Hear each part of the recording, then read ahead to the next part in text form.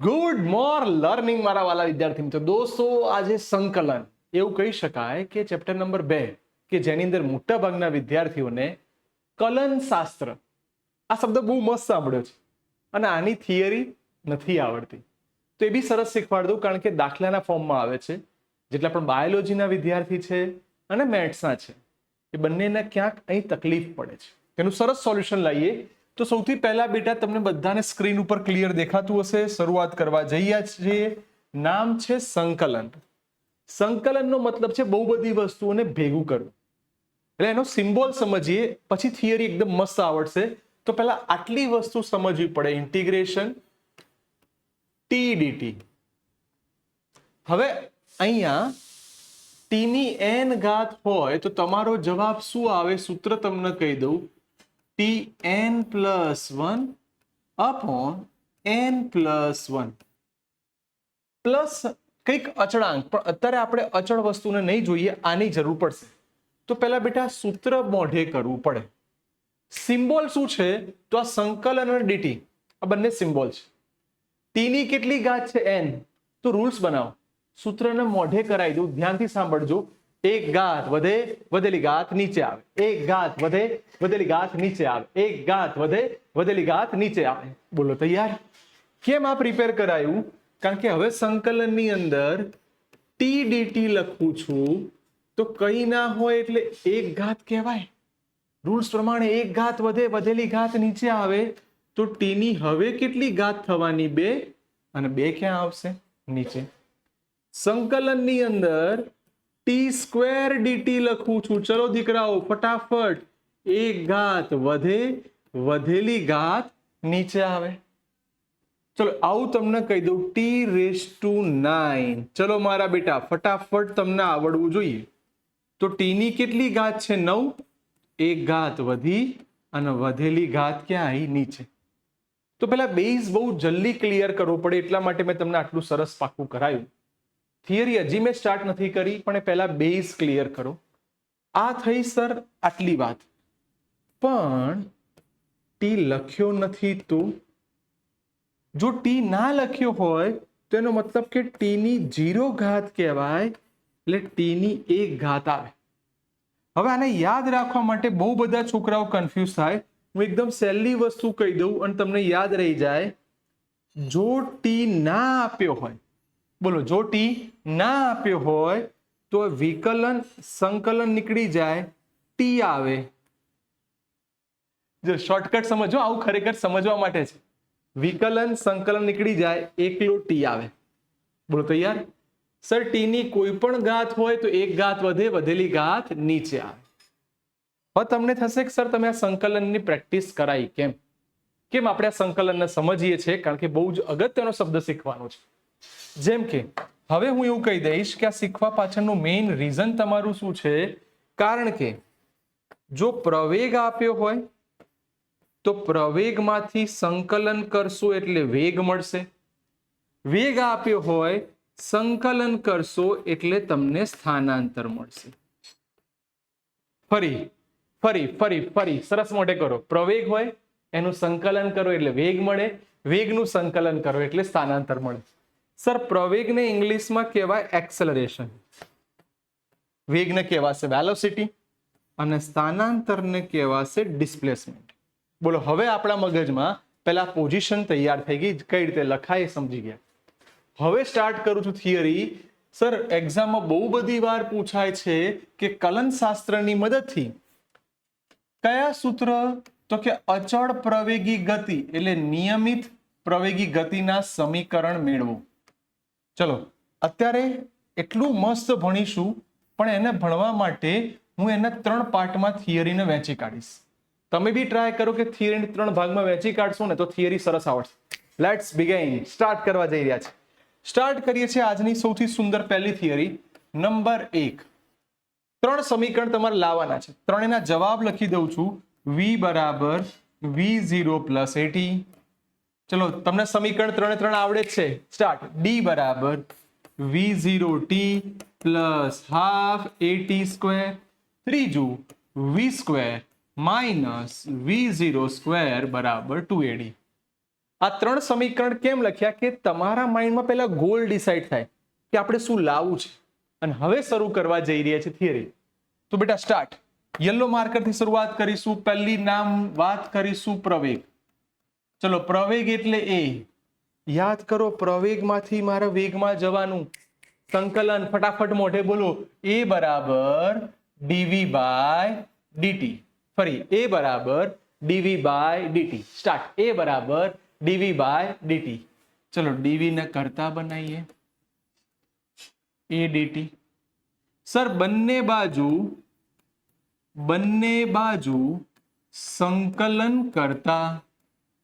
ચલો, બંને બાજુ તમે સંકલનની શરૂઆત કરી દો તો ડીવી as it is, A as it is, DT as it is. ચલો, સંકલનનો સરસ મજાનો સિમ્બોલ આપી દઈએ એટલે સંકલન. પ્રવેગ કેમ બહાર નીકળી ગયો? કારણ કે ફરી બોલું છું, નિયમિત પ્રવેગી ગતિ છે. એનો મતલબ તમારો પ્રવેગ સમય સાથે બદલાતો નથી. સમય સાથે ના બદલાય તો એને અચળ કહેવાય. બોલો, મારા માઇન્ડમાં રેડી? કોઈ કન્ફ્યુઝન? સ્ટાર્ટ. સર, અહીં આ હવે જે લખાય છે એને બહુ જ સુંદર રીતે તમારે લખવું પડશે અને યાદ રાખવું પડશે. કેમ? આ બધી લિમિટ છે. તો અહીં ઉપર લખું એટલે તમને યાદ આવે. બેટા, આને સૌથી પહેલા હાઇલાઇટ કરજો. કેમ? તો કે ટી બરાબર 0 સમયે અને ટી બરાબર ટી સમયે. ટી બરાબર 0 સમય એટલે પ્રારંભિક સમયે, તો પ્રારંભિક સમયે વેગ તમારો લખાશે v0 અને અંતિમ સમયે વેગ લખાશે v. સર, પ્રવેગમાં કોઈ ફરક ના પડે, પણ અહીં એટલે ખાનું રાખ્યું કે આ તમારી પ્રારંભિક વાત થઈ અને આ તમારી અંતિમ વાત થઈ. તો લિમિટ લખવા માટે ક્યાંથી ક્યાં લખાશે? તો ટી બરાબર 0 સમયે વેગ કેટલો છે? v0. ટી બરાબર ટી સમયે વેગ કેટલો છે? v.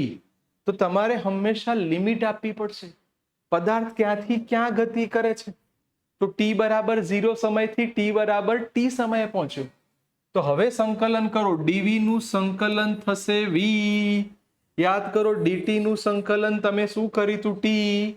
એમ અહીંયા બોલો, ડીવી નું સંકલન v. લિમિટ આપી દો v0 થી v. એ બોલો, ડીટી નું સંકલન ટી. લિમિટ આપી દો 0 થી ટી. સર, સંકલન આવડી ગયું. રૂલ્સ કયો? રૂલ્સ બોલું છું, યાદ કરો. તમે ઓફલાઈન જ્યાં મારી બેચીસમાં આવો છો તે મોઢે કરાય તું. Upper limit minus lower limit.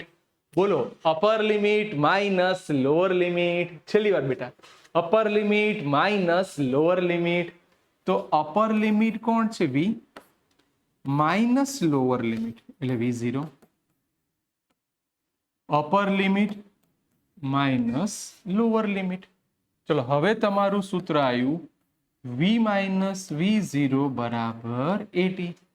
Sir, exact તમે જુઓ, માઇનસ ના સામે લઈ જાઓ, તમારું પહેલું સમીકરણ તૈયાર થઈ ગયું જે તમે કલન શાસ્ત્ર ઉપરથી લાયા. અત્યારે હાલ એટલા માટે એકદમ સ્ટેપ બાય સ્ટેપ શાંતિથી જઉં છું કે તમારા માઇન્ડમાં પહેલા બધા સ્ટેપ ક્લિયર થાય પછી બધું આવડશે. ચલો, તો તમારા માઇન્ડમાં પહેલા આટલું ક્લિયર છે. નંબર 2, સર, પહેલું સમીકરણ આવી ગયું, હવે આને લાવું છે. હવે આ ડી એટલે સ્થાનાંતર. અહીંયા બી એક લિમિટ એડ કરું છું જે તમને સમજાય. સર, સ્થાનાંતર માટેની લિમિટ શું થાય? અહીં જગ્યાના અભાવે અંતર લખું છું. આ અંતરનો મતલબ જ સ્થાનાંતર. સ્થાનાંતરનો મતલબ ટી બરાબર 0 સમયે પ્રારંભિક સ્થાન હતું x0 અને પછી એ પદાર્થ ક્યાંક પહોંચ્યો ટી બરાબર ટી સમયે એ સ્થાન હતું x. જેમ કે તમે તમારા ઘરેથી નીકળો છો એટલે ટી બરાબર 0 સમય થયું અને પછી તમે તમારા ક્લાસીસ ઉપર પહોંચો છો ટી બરાબર ટી સમયે x સુધી પહોંચે. ચલો, સબ તૈયાર છે, ક્લિયર થઈ ગયું છે, મસ્ત. નંબર 2, હવે મને આમાં કોની વાત કરી હતી બેટા? પ્રવેગની. ચલો, ટ્રાય કરીએ આ જ વસ્તુ સ્થાનાંતર અને વેગ માટે વિચારીએ. સર, v બરાબર સૂત્ર થાય dx બાય dt. વેગ એટલે કોણ? સ્થાનાંતરનું સમયની સાપેક્ષે એકવાર વિકલન. ચલો એમાંથી dx ન કરતા બનાવો તો dx બરાબર v dt. ચલો તૈયાર કરીએ બંને બાજુ સંકલન. ઇન્ટિગ્રેશન dx v dt સંકલન. સાહેબ અત્યારે તો હવા હલવાયા. કઈ રીતે હલવાયા? શું લોચો થયો? ચલો આમાં તો ખબર પડી ગઈ કે ભાઈ x0 થી x. હવે અહીંયા 6v અને સંકલન તમે કરો છો t ઉપર. t ની લિમિટ તમે કીધી 0 થી t. પણ આ v ને તમે ક્યાંય ઓળખો છો? હા સર, v નું સમીકરણ તમે લઈને આયા છો, મુકાઈ દો. સર dx એમ ના એમ રાખો. સંકલન ક્યાંથી ક્યાં? x0 થી x સંકલન 0 થી v. સર v ની જગ્યાએ તમારું બહેતરીન બહુ જ મસ્ત સમીકરણ લખી કાઢીએ. શું લખાશે? v0 plus at dt. Sir done. હવે સમીકરણ મળી ગયું છે. અંદર ગુણો છૂટું પાડો, અંદર ગુણો છૂટું પાડો. ચલો આનું લખી દઉં હવે dx નું સંકલન x, lower limit x0 upper limit x. અંદર ગુણો તો કે v0 dt a t dt. હવે જો માર્કર એટલે ચેન્જ કરું છું તમને ખબર પડે. આ લિમિટને આપણે અંદર લઈ ગયા. લિમિટ ક્યાંથી ક્યાં હતી? 0 થી t. તો 0 થી t 0 થી t. હવે ધીરે ધીરે બેટા એટલા માટે લાંબી વસ્તુ બધી પરફેક્ટ સમજાવું છું કે આ તમારી સ્કૂલની એક્ઝામમાં 5 માર્ક્સમાં આવશે. કન્સેપ્ટ ક્લિયર કરવા માટે આટલી મહેનત કરું છું. ચલો upper limit minus lower limit v0 એમના dt નું સંકલન શું થવાનું? t. ચલો lower limit upper limit a. Sir t dt t ની એક ઘાત છે t dt. તો સંકલન શું થશે? એક ઘાત વધે, વધેલી ઘાત નીચે આવે એટલે સંકલન થયું t²/2. સર લિમિટ આપી દો 0 થી t. ચલો આને ફરીવાર અહીં લખી દઈએ છે x માઇનસ x0. અંદર ગુણી કાઢો કારણ કે t માઇનસ 0 t થવાનું એટલે આ સ્ટેપ તમારું થયું v0t વત્તા 1/2 આગળ લાવી દો 1/2 a. બોલો દીકરાઓ t ની કેટલી ઘાત છે? 2 ઘાત છે, t² થશે. તો હવે તમારું સૂત્ર x માઇનસ x0 બરાબર v0t plus half at². Sir બહુ જ મસ્ત સમીકરણ મળી ગયું જે અમને એક્ઝામ માટે બહુ જ ઇમ્પોર્ટન્ટ થાય એવું તમારી દ્રષ્ટિએ સમીકરણ નંબર 2 જે મેં તમને અહીં સમજાયું હતું. ડી એટલે સ્થાનાંતર. સ્થાનાંતર એટલે શું કહેવાય? અપર એટલે કે last limit minus first limit. Sir done છે, મજા પડી ગઈ. 2 સમીકરણ આ ત્રીજાને લાવવું છે. હવે આ એટલા માટે આટલી મહેનત ચાલે છે બેટા કે આ થિયરી એટલી સહેલી નથી, આ દાખલો એટલો સહેલો નથી. આને મહેનત કરીને પ્રેક્ટિસ કરીને કરવું પડશે. તો લેટ્સ બિગિન. હવે સ્ટાર્ટ થયું પ્રવેગની વાત. સર પ્રવેગની વાત કરવી છે તો હવે શું લખાય? તો હવે મજા આવશે. સાંભળજો, બહુ મસ્ત બોલું છું. સર પ્રવેગ એટલે એ શું લખાશે કે dv/dt. હવે થોડી ચીટિંગ કરીએ. પ્રવેગ એ એમનો એમ. ચીટિંગ એટલા માટે કે આ dv આ dt, ચલો બંનેને સેપરેટ કરી દઉં. અહીંયા dx વડે ભાગ્યું, અહીંયા dx વડે ગુણ્યું. બોલો દેખાઈ ગયું? હવે સર હવે આને તમે લખો એ એમના એમ dv/dx. સર dx/dt સ્થાનાંતરનું સમયની સાપેક્ષે એકવાર વિકલન વેગ આપે છે એટલે મારા માઇન્ડમાં આ તૈયાર થઈ જવું જોઈએ કે v બરાબર dx/dt છે. સર ડન છે. હવે એક કામ કરો, સામે લઈ જાઓ ને. એ આવી ગયું dx v dv.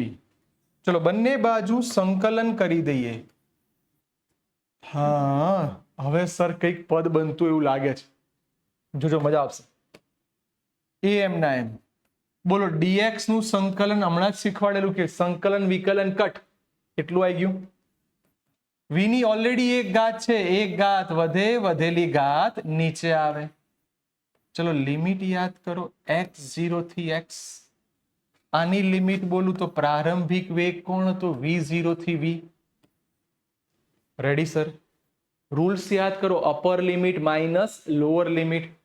ચલો એ એમ નું એમ x minus x0 v square minus v0 square upon 2 થઈ ગયું upper limit minus lower limit.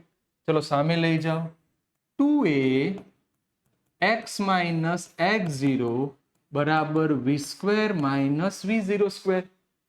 આવી ગયો તમારો જવાબ. બસ આને ખાલી વ્યવસ્થિત લખી દો. હવે યલો માર્કર થી આન્સર લાવી દઈએ. આને પહેલા લખાવો v square minus v0 square બરાબર 2a x માઇનસ x0. બોલો બેટા તમારી જોડે જે સમીકરણ સાબિત કરવાનું છે એ મસ્ત મજાનું સમીકરણ આવી ગયું. એક્ઝામમાં પૂછાય તો આ થિયરી અહીંથી ચાલુ કરીને આટલી સિસ્ટમેટિક લખશો, માર્ક્સ નહીં કપાય. પણ હા, બંને બાજુ સંકલન કરતા પ્રવેગ વેગ એનું થોડુંક એક એક વાક્ય લખજો. ઓકે, મસ્ત થિયરી. 16 મિનિટ થઈ આને ચલાવતા, તો આને બહુ મસ્ત રીતે સમજજો. એકવાર લખી કાઢજો. બહુ જ મસ્ત થિયરી. બાય બેટા.